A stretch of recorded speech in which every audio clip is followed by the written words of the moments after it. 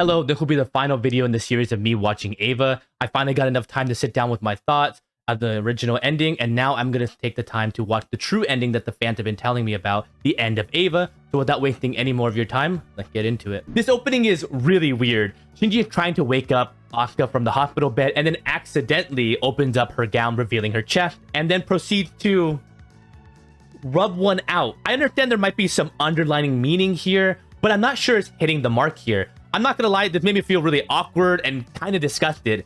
What the fuck? What was the reason for that scene? We understand that these are children.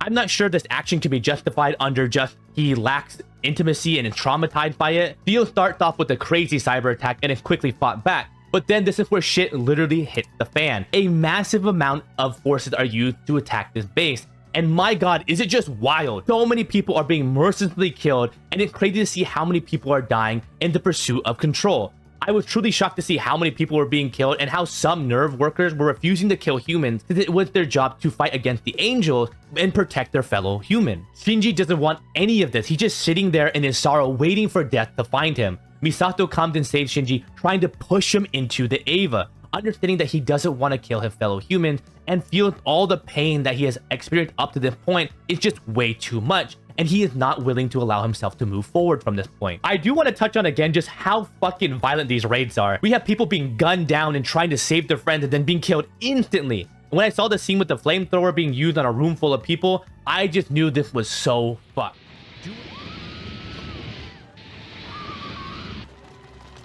Holy fuck, this is like insane actually. Do whatever you need to do in order to achieve the goal. Asuka is sitting at the bottom of the lake in her EVA, and she finally gets her second win, possibly understanding what it is that sinks the EVA with the pilot. It's possibly that her mother's soul was used into the EVA, kind of similar to how Shinji sees his mom within the EVA as well. Steel has some crazy EVAs that they start launching out into Asuka to fight her. Oh, they do have EVAs of their own. I was like wondering when we're gonna get... That was pretty sick. Her power supply is cut off, and now she has a time limit to beat all of the EVAs. But to be honest, she really put belt to ass here, killing so many of them in the process, which is kind of insane that that mental boost really helped her. That the idea of her mother really caring about her pushed her to her absolute peak. And it really showed that she was looking for this validation from her mother and how it all originated from her mother. Misato trying her best to get Shinji into the EVA, but is shot in the process. She gets Shinji to the elevator that will get him down into the EVA, but he is not mentally ready to get into the EVA. Misato talks to him and expresses how he needs to make this choice in order to help save the world, but understands that it has to be his choice and he has to understand what is truly weighing on him. Then Misato fucking kisses Shinji? Like, did I fucking miss something? What the fuck? And then proceed to say that there's more where that came from when he comes back. What the... Wait, what the fuck? It was so weird and I felt so unnecessary for it to even happen at all. Shinji heads to the elevator that takes him down to the EVA, but the gunshot wound that Misato had was more fatal than we actually knew. She slowly starts bleeding out on the floor, and then she fucking explodes. I am so taken out on this moment that I actually had to sit there and process what I just witnessed and try to find purpose and meaning into the scene.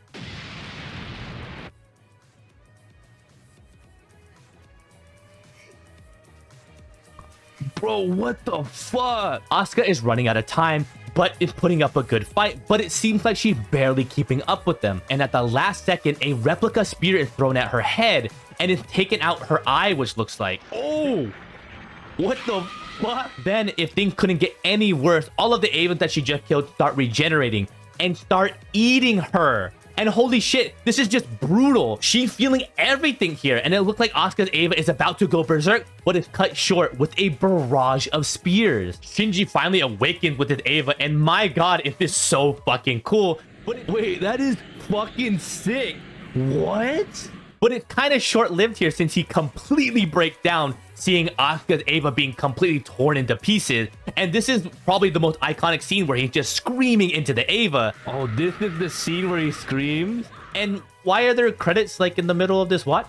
It's a little confusing, but if anyone knows, please let me know. Ray with Shinji's dad is so fucking weird to me, man. Like, I don't think you had to do all of that. We could have done anything else besides that. We could have done, you know, hand to hand. I feel like there are a lot of themes about birth or even rebirth of the human race, but man, sometimes you like don't gotta do all that, you know? Well, it looks like everything had been leading up to the third impact, and it seems like a little moon or a planet, and everyone kind of making it seem like this is Lilith's will. And it seems like Shinji's father may have been doing all of this to reunite with his wife.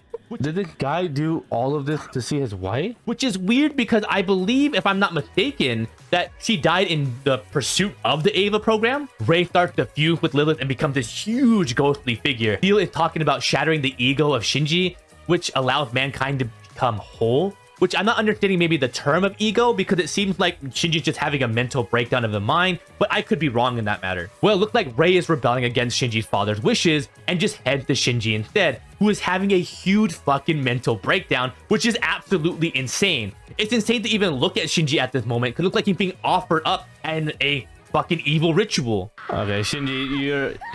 holy fuck.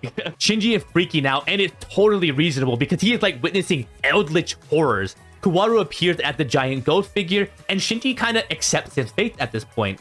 Yet, everyone is saying that the world is in Shinji's hands, but how is that and why is that the case? It looked like to me he's being offered up to the gods, and I don't think he has much control in this matter. There's this sandpit part where I see Shinji being alone in a sandpit building a little pyramid, and he's taking the time to build this pyramid, and then he breaks it down and destroys it just to kind of feel something. Regretting his choice, he tried to slowly fix it, which is kind of how he's very reactionary, but then tries to fix things after his feelings explode. Now we get to what I can only think is like the fusing of the subconscious of everyone and everyone just talking to each other, yet it's more like arguing with each other. I feel like this place is where everyone's minds are connected because there's truly nothing to hide. The reason that they are arguing is about what they truly want from one another. I kind of feel uncomfortable just seeing feet bounce in my face on screen when we're trying to discuss this coping internal conflict. Shinji and Asuka start having this conversation in the kitchen, and Shinji is wanting to be with Asuka, but she refuses, saying that anyone would do. And I'm so confused with this happening because I never truly felt like they loved each other or even liked each other, both just looking for acceptance in what I think is random people. Yet Shinji crashing out is something that I can feel and understand here. He doesn't want to be abandoned and just wants people to care for him. His mother died, his father got up and just left him. He just wants someone to stay with him and tell him that he's worth it. I fully understand this, but what I don't agree with is him choking Asuka. It doesn't make any sense to me, nor can it be justified. Being afraid or alone doesn't warrant aggression or an attack. Asuka doesn't owe Shinji anything, nor does she have to love him. But I do see why all these characters want to be loved for who they are. Shinji's asking for help, but doesn't understand what that help comes in the form of. Shinji still begins to break down, and the planet rises with this huge ray. And it's a very beautiful sequence, like an angelic horror. Everyone is just getting turned into orange juice, which I think is their body being not able to handle the form as stated earlier. Kind of scary, but it feels like a kind of a freeing way. But Shinji's father doesn't get the same treatment. He ran away from the pain and blocked everyone else off, which ended up hurting everyone else. He doesn't get turned into orange juice, he just gets gojoed. There are a lot of sexual themes here, and how there are huge vaginas on Rei's hands, or moaning from the Evas as they're being impaled, or what I find most obvious is the third eye of Rei being just a huge full-on vagina, and it's not even trying to hide it. I do find it interesting that they used real places in Japan and had people within it, yet I feel like I was kind of thrown out from my immersion, but that's just solely my preference. I just felt like it was kind of weird seeing all the people sit in the theater, how elongated that scene was, and how some of them were holding like plushies of Shinji and Asuka. It just felt a little off to me. Rei and Shinji start to discuss what is the next step for everybody. Is it to be ununified and possibly feel pain again? Or is it to stay fully unified and understand each other and also avoid pain? Shinji decides that it would be better if everyone created those bonds and had the opportunity to be happy individually, and even if that meant the possibility of being hurt. The huge ray slowly starts to fall apart and come crashing back down to Earth, and yet, how do we go back to the way things were? Asuka and Shinji are the only ones lying on the shoreline of the Red Sea, but why just them? Or is it because they're the only two that wanted to be individuals? How come they come back in their physical form? Or is it just because these are the two that we didn't get see juiced on screen? Then the weirdest thing happens. Shinji begins to choke out Asuka again, for which I don't understand at all. You tell your mother that you will be doing your best to try to find happiness, and then you do this? I'm like so confused by his actions here. I feel like the conversation that they had in the kitchen made me believe that he understood that all he does is hurt people around him, and then he does it again. The final words of this movie is, and I think that's a really strong way to end this series, with such a powerful word like that. With all of that, I really had to sit down and think to myself how I felt about the series, a series that had stood the test of time, and people say that it's their favorite anime. And for me, I believe this anime really showed the ideas of being human and what that meant. Trying to venture out and find happiness and truly feeling complete. What does it mean to be human? I think it's the experience that we undergo that shape us into who we are. Just like Snowflake, not one human is the same. We all undergo such different experience, and how we take those experiences make us who we are. We experience pain and happiness, and those highs and lows really make us who we are, human. Trying to pursue happiness without knowing what the future holds, and how these highs and low points in your life change you to who you are. Do you want to hold on to these moments and repeat them again, or do you want to prevent them from ever happening again? I truly think that humans, we are all individual, but when we come together, we can make something truly beautiful and have these beautiful, loving moments. Laughing with friends, falling in love, not achieving your goals, or losing a loved one. These are critical moments that define the human experience. Without it, what do we truly have? I believe this anime really wants us to understand that pursuit of happiness will have shortcomings and heartbreak, but to keep pursuing that happiness and not giving up when things get truly hard. But when you get knocked down, to get yourself back up and continue venturing into the unknown and to find the thing that truly is happiness, and that is what defines us as humans. Yet, what is happiness? I truly don't know.